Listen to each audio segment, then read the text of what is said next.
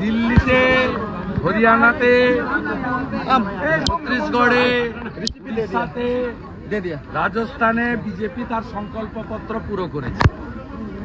7ই March দিল্লির জনগণ, মহিলা দিদি বোনেরা 2500 টাকা করে পাবে এবং ইতিমধ্যে যমুনা সংস্কার শুরু হয়ে গেছে।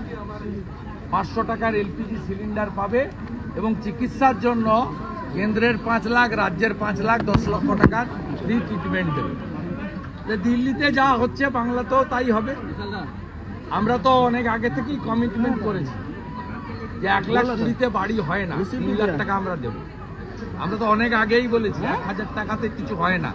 মোবাইল রিচার্জ করতে 350 টাকা চলে যায়, আমরা 3,000 টাকা দেবো। সবচেয়ে বড় কথা, চাকরি এবং ইন্ডাস্ট্রি দেব। মমতা ব্যানার্জি উত্তরবঙ্গের উপর এত রাগ, নোটিফিকেশন বের করেছে 7ই ফেব্রুয়ারি চা বাগান বেচে দেবে। আপাতত 30%, 26-এ এলে বাকিটাও বেচে দেবে।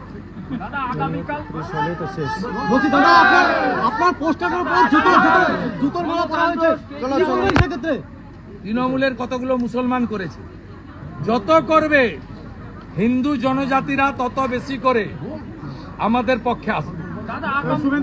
এরা জ্বালা থেকে করছে, যন্ত্রণা থেকে করছে। ये डर मुझे अच्छा लग रहा है।